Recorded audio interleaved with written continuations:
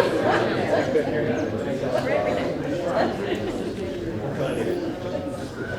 to see everyone tonight.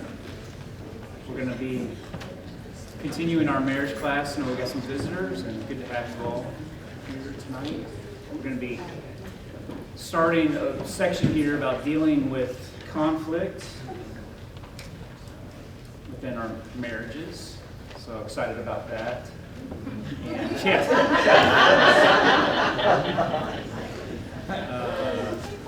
So we're going to start with a prayer, if you don't mind. Just pray. Father God, we thank you so much for giving us this opportunity to come here tonight to learn more from your word. Dear Lord, we pray that you will help us to learn how to strengthen our most important earthly relationship and to build that, Lord, to mirror the love that you have shown us through your Son, Jesus Christ. Lord, we pray that you'll be with Randy tonight and help him to share well the thoughts that he's prepared. Help us, Lord, to listen with open hearts, to take what we learn to apply it to our lives every day. Lord, we thank you so very much. We pray this in Jesus Christ's name. Amen. Amen. Thank you. And that's exactly, what we're trying to do, what Brett touched on, is, better our most important relationship here on earth with our spouses. Some of you are preparing for that, and it's a heavy thing, especially talking about dealing with conflict is a heavy thing too. But it's a good thing to talk about. It's a good thing to learn from each other and to make ourselves better. Is the goal.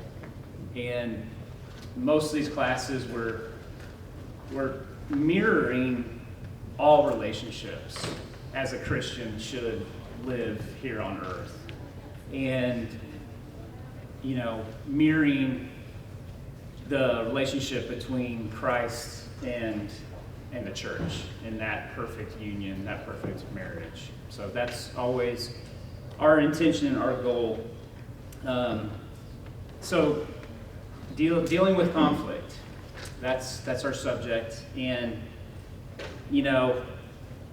I don't have any good jokes to start off with. I'm sorry, or anything like that. So I'm going to start on a downer, and I apologize. But, most of the stuff I've got from tonight is from this book, How to Build Your Dream Home.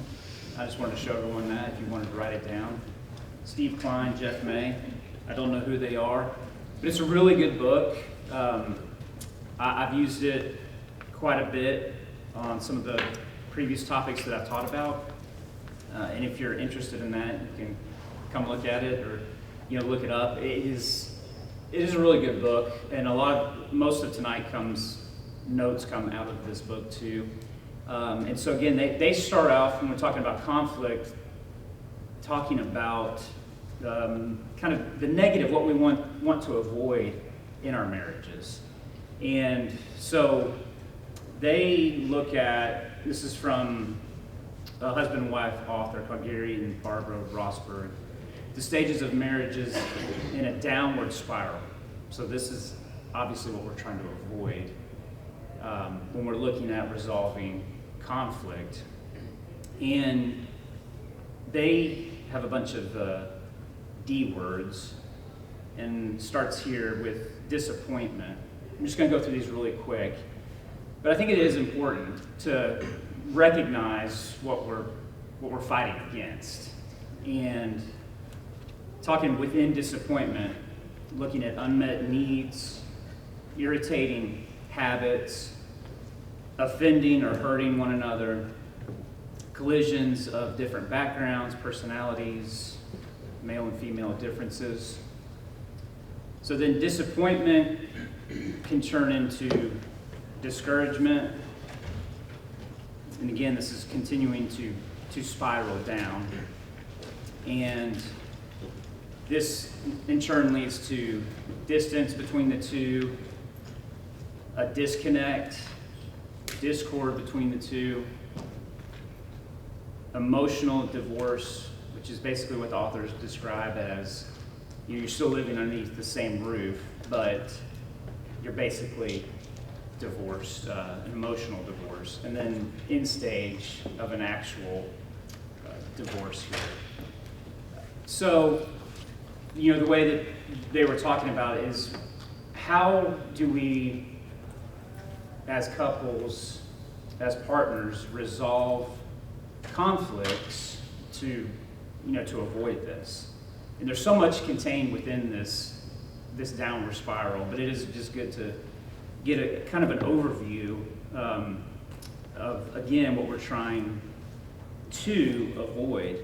And so we're going to talk about tonight five strategies that we've covered somewhat in the class already, but we're going to continue to build on these that will hopefully improve our marriages as a whole, and then specifically improve how we deal with conflicts, because they are inevitable.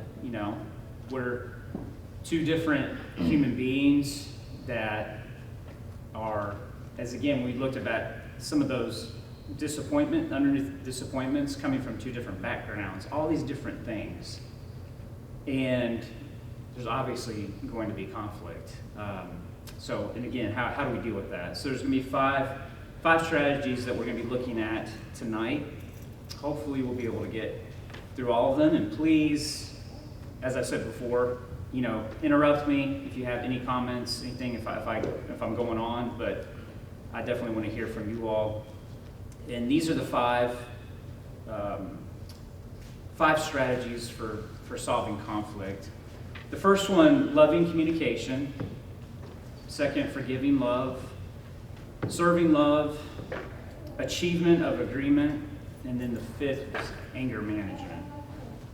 So, looking at loving communication.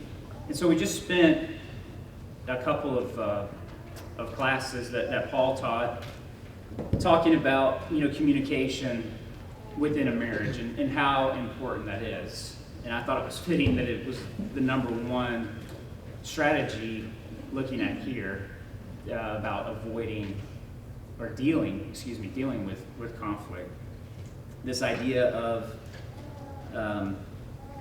having communication within your marriage, but having a loving communication.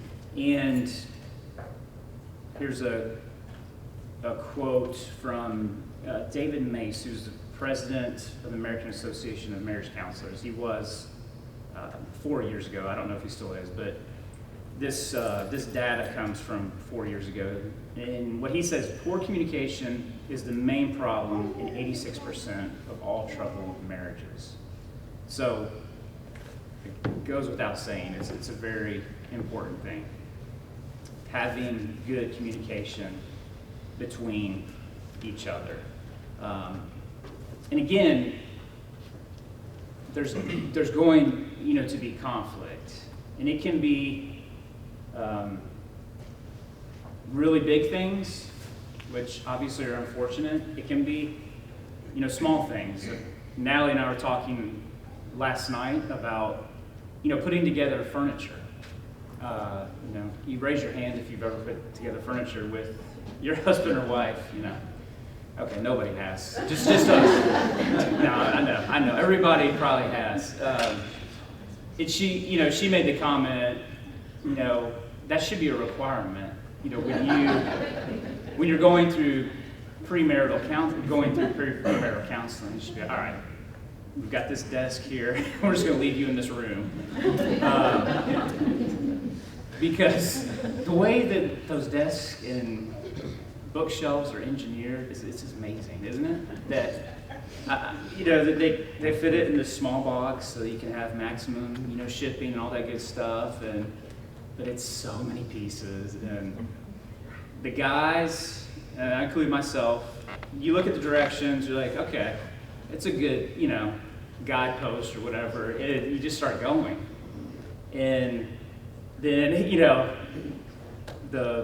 the female comes in and we got to do it this way. And this is just in our case. But we look back on that experience we laugh at it, but it does. It brings out, how are you going to resolve this? And I know it sounds silly, it's putting together furniture, but it also builds on other things as the honeymoon phase wears off and you're married for, 6 months to a year, and it goes, you know what I'm saying, and conflicts continue to come. It's just a natural part of life, a natural part of marriage.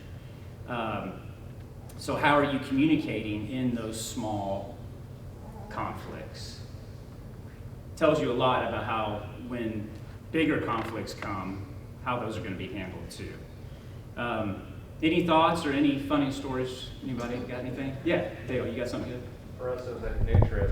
It was like what? Trying to paddle a canoe together. Oh, that's good. That was the worst 4 hours of our marriage. You're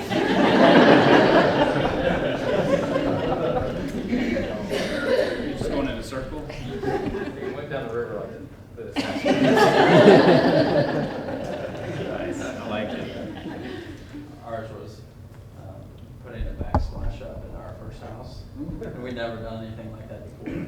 Yeah. And I really thought at one point, I was like, we're not going to stay married. By the time, I think we started like 8 or 9 in the morning, by like 10 o'clock that night, It I got was really like, nice, we were like, yeah, whatever. I was like, whatever Yeah, you want, yeah. whatever you want. It was good afterwards, but it was a good test for our marriage. Yeah, they definitely are. That's good. Very good.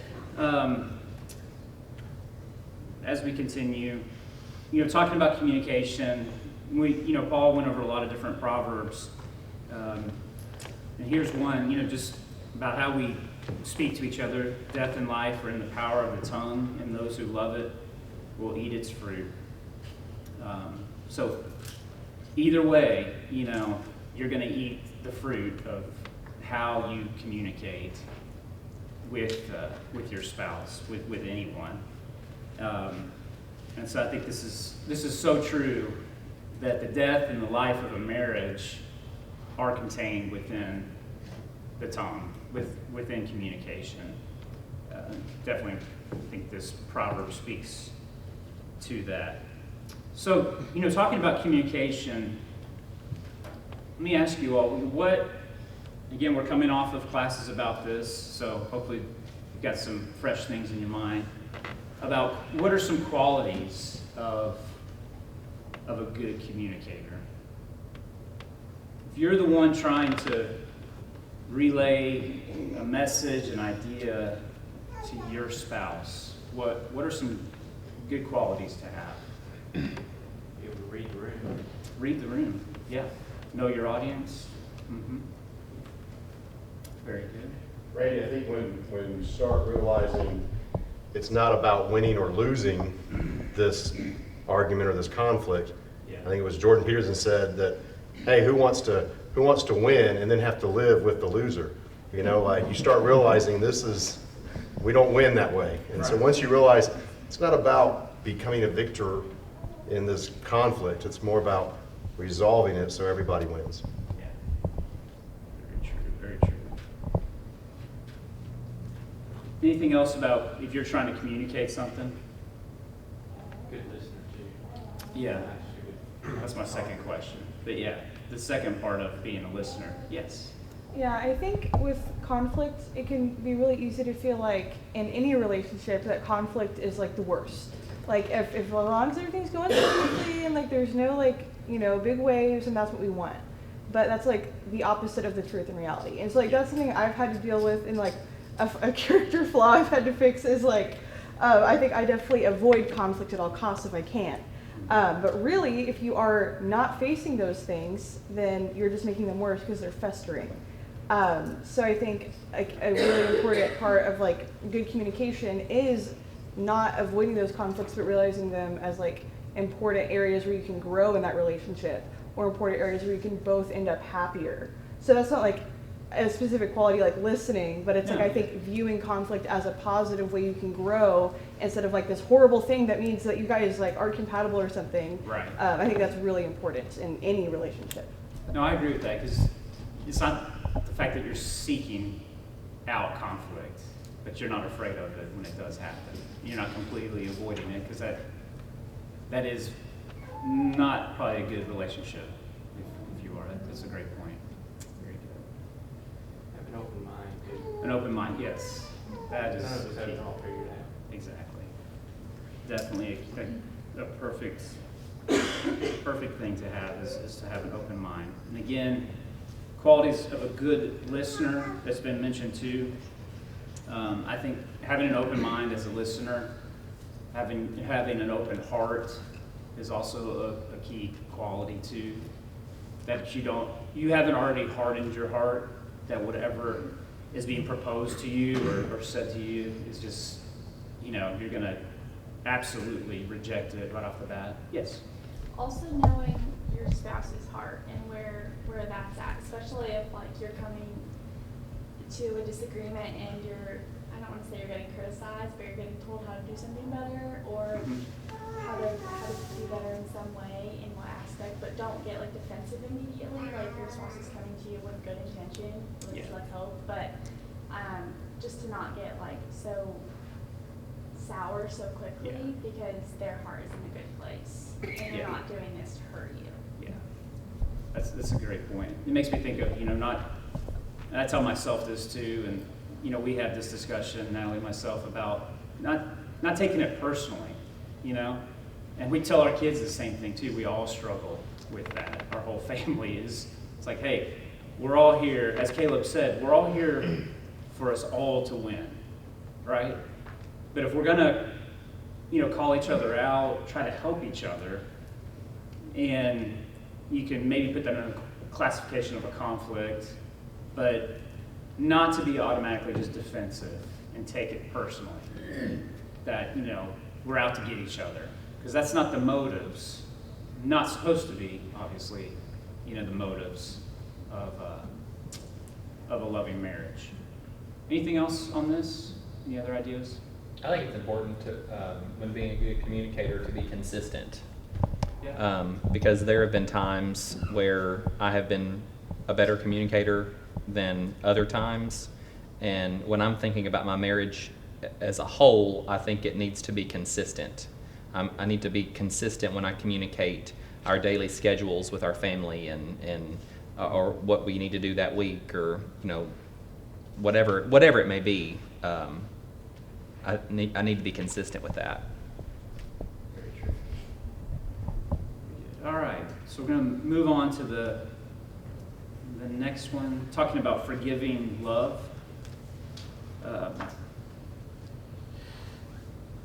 And there's a quote. I had to look up this guy. He's an old. Paul might remember this name. That's okay. Anyway, an ancient.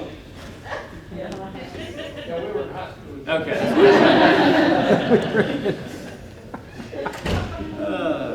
He says, a happy marriage is a union of two good forgivers, which is, a good quote, a good thought there. And a quote from this book that I was telling you about, How to Build Your Dream Home, is, I think, a more robust quote here, but talking about what these authors said. If couples really want to have successful Christ-like marriages, they simply must go to the foot of the cross and watch what they see there from the world's greatest husband. He loves his bride with a passion like the world has not seen since. And I wanted to share that because it really, it hit home. You think about the forgiving love at the foot of the cross and what could have been the emotions of the cross. You think about the emotions of one of the thieves on one of the sides of Jesus, the bitterness, the holding of a grudge, keeping account of wrongs. Apply that to our marriages as opposed to having a forgiving, loving attitude. So this strategy of going along with loving communication, having forgiving love within a marriage is obviously very important. But is forgiving easy? Voice of the human ego speaks to all of us, so not always. Yeah, not always. Exactly. You might be thinking, well, it depends. But so what is our attitude supposed to be about forgiving? Supposed to do it? Yeah. I mean, again, yeah. That's exactly. You want forgiveness. Yeah. Heavenly Father, you better be. Exactly. So when you have these thoughts, speak myself, when I have these thoughts, or well, it depends, or something like that. Well, no, that's not the Christian attitude. But things like our ego obviously get in the way. Other things, get in the way of that. And again,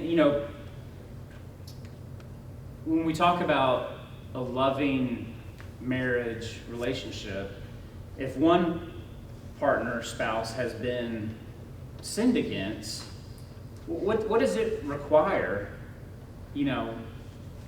for forgiveness? If it's supposed to happen in the right way, it's a two-way street. Should be, I should say. Yes, we're supposed to definitely forgive, but what else? What is supposed to be on the reciprocal end of that too? Penitent heart. Yeah, penitent heart, exactly. Because it's important that, not to think of forgiving as, just forgetting, something that somebody's done, or excusing it, or tolerating it, and those type of things. But hopefully having a penitent attitude, a admittance for asking for forgiveness, is again having this idea of having forgiving love. Any other thoughts on that? Took me 20 years to probably figure this out. Yeah. But really, there are no justified resentments. If I ever had one, maybe it's maturity. I'm not sure what it is. Probably a lot of it is my own immaturity early on in our marriage. But whatever resent or whatever, it just hurt me too. Yeah. There was no value in it, and I can't even remember anything that I was ever even mad about anyway. So Right. It's just none of it's justified. I know it's easy to say. True. I think Harder in the moment. Yeah. Forgetting goes really well with forgetting, because if you don't, not that you forget what happened, but if you don't truly let it go, it's hard to truly forgive. And I think that's where you were saying with the penitent heart. Yeah. If they show that, it's a lot easier to forgive and forget. But then you have to remember our relationship with God, or the Israelites, and how many times they went through that and God forgave them. Right. And I think we let pride gets in the way because we don't want to be walked on or foolish or seem foolish for the same mistakes happening. But we have to remember that example. Very true. That it is with the penitent heart. It is a complete erasure of that and forgetting of that wrong. Any other thoughts on that? Yes. That's all good, but there are going to be some side effects or fallouts or consequences from something that happened, whatever it was. So you have to be prepared to work through those. It doesn't mean you hold it against the person, but depending on what happened, it may come up again. Okay, you got to be prepared not to throw that in their face. Whatever it was. I don't know, overdrawn the account, I don't know, but now we've got bills to pay. So you don't bring that up every time, or someone who's unfaithful and you take them back. You can't just, but there are going to be some consequences or side effects or fallouts, however you want to describe it, from whatever it was they did. So we got to be you have to be prepared to deal with that as well. You can't just wipe that under the rug and then it comes up again. Right. Does that make sense? It does. You think about with your kids too. They're going to continue to make similar mistakes, but it's a process, and it's, you know, you read a lot that marriage is work, but it's good work, which it is. You know what I'm saying? You know, that you might take that as a negative at first. You're like, oh, you shouldn't say marriage is work, but it is. It's a good work. It's a godly work, and no work is really truly easy. But as you're talking about, you're building on these. You're working at certain things. The same way with children, that you're trying to help them along too.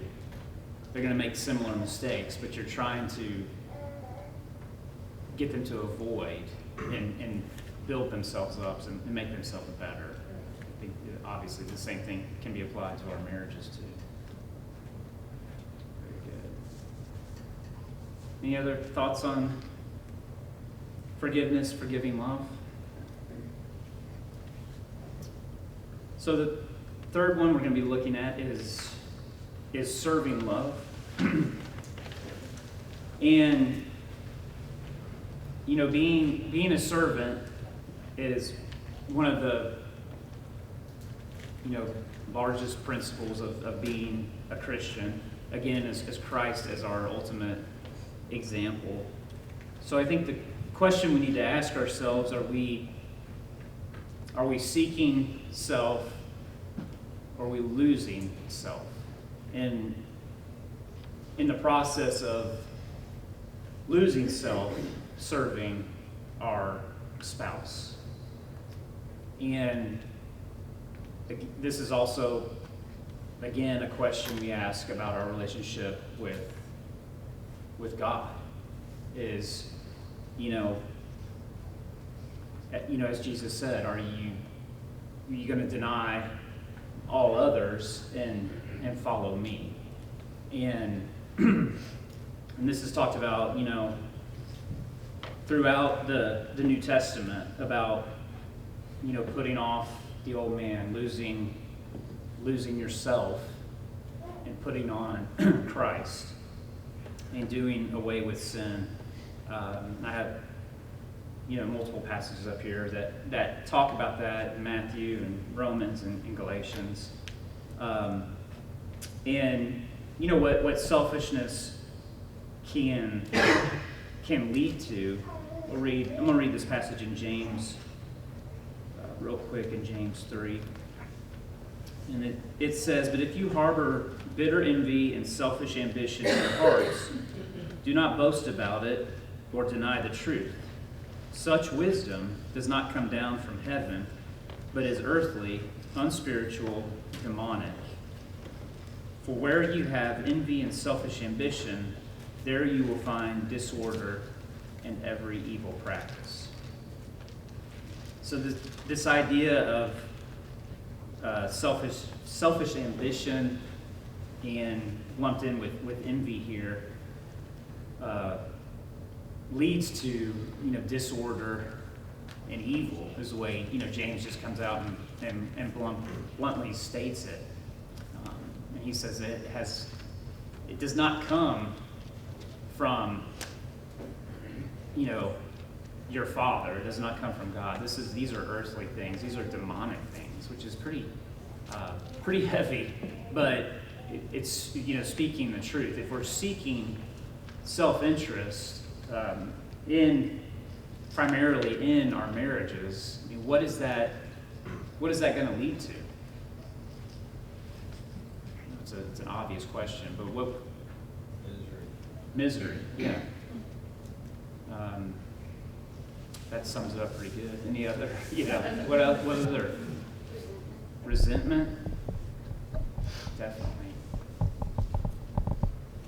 And how hard is it to keep yourself in check on this? Because sometimes this can be very, you know, difficult. Leads to that emotional divorce you were talking about. Yeah. Definitely. Unfortunately, you know, what our nature sometimes is to be selfish people. So it's a work in progress, and, you know, something you have to set your mind to, and try continually, daily, to put your spouse in front of you, serve their needs, you know, instead of your own. Any other thoughts or comments on that one?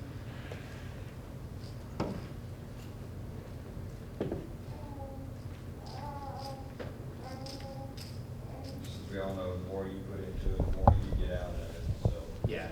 rather than misery, if you don't seek yourself, if you seek the other person, it'll be, I think we've all experienced that. Mhm. It'll be better than we expected. And I think we've talked about this in other classes. When you boil it down to a lot of issues within marriages, a lot of issues just with sin in general, the root cause a lot of times is selfishness. And so, I mean, we'd be fooling ourselves to not recognize that, not daily work on that, and just keep it on the forefront of our minds, always serving our spouses, you know. And if we catch ourselves thinking, well, why don't they do this for me, or why don't they do that for me? That's where we got to stop, you know, and have what we talked about the first point, have that loving communication. You know, obviously, these all go together. But again, you encourage us just to, if you have those thoughts, just to stop yourself and think, well, how am I serving them? If I'm upset about, well, they're not doing such and such for me, or I feel neglected in this way, it's always good to turn that around and think, well, how have I been treating my spouse?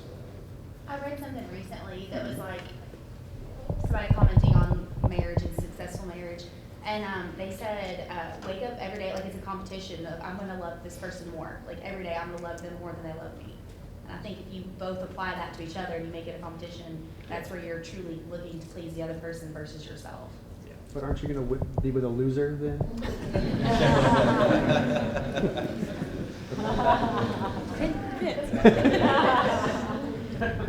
Oh, Derek.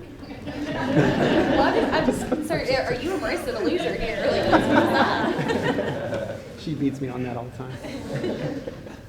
Yeah, and that is, theoretically, that is wonderful, you know. And then talking, you know, about within conflicts, you know, because they are inevitable. But yeah, if you do have that mindset, if that is your mindset starting out each day, then hopefully that will obviously take away, lessen conflicts, you know, throughout the marriage, definitely. And that follows along with what the goal of marriage is to redeem your spouse. Yeah. Very true. Randy, Again, yeah. you asked the question earlier, you know, how do you keep yourself in check with this? Mhm. I feel like that's a pretty tough question to answer. I know and I think I think Dylan maybe have said that there's a lot of, you know, ups and downs with marriages. You know, we're really into improving, but then we kind of take a step back and turn inward, and then we realize, okay, we're messing up. Now we need to kind of turn back. And so how do you keep yourself in check with selfishness? Because I don't know, that's hard. Yeah. It's a great question for everyone. I think it is keeping it continually in your mind and checking yourself. And again, if you have those, I don't know, you have those thoughts of whatever, negative towards your spouse, I think it's a good checkpoint. Well, what have I been serving them? And have that communication, those type of things. I think one of the ones the things that is kind of like a red flag for me too is or saying something like, I deserve this, or Oh, yeah. I deserve to reward whatever, you know, whatever it might be. Yeah. Pray and That's a danger point. Yeah. Pray and meditate on it with a quiet mind. Yeah. Really meditate on it. Look at yourself and how you're behaving, what your thoughts are. Just have an awareness of it. Yeah, alone honest with yourself is huge too. To get away from distractions, truly be honest with yourself. Very good. Any other thoughts on this one? Before we move on. I think it's a practice and it's a consistent effort. You ever seen those billboards? You read with your kid today? You sang with your kid today? Well, kind of the tool of checking is, as you pillow your head, you know, how did I do today? And then, or did I do something that built them up today? Yeah. Okay, tomorrow, let me put this in place. Very good. Got a few minutes left. Look at the last two here. Achievement of agreement. So how easy is it to agree on certain things, especially when we're trying to resolve a conflict? So are you somebody that meets in the middle? You're gonna meet on your side or their side? I forgot to put their side there. Or are we gonna meet you later? And these all, I think, they serve a purpose in different settings, different conflicts, disagreements. Especially the last one, they're talking about meet you later. Sometimes it's just good to say, hey, let's take a break. Let's walk away from it. Let's, rest from this. Let's reflect, maybe away from each other, and we'll come back to it. I thought that's a valuable recommendation there too. And looking at the other ones, are you willing to give in somewhat or all the way sometimes? I know there's lots of different situations. And we all have different personalities. Are we willing to give a little? Are we willing to give a lot? Or some of us, we give none, Again, I think it's something we have to be honest with ourselves about. Are we willing to continue a conflict and an argument, or are we willing to, give in a little bit? So how hard or easy is this for you all, this idea, concept of achieving to agree?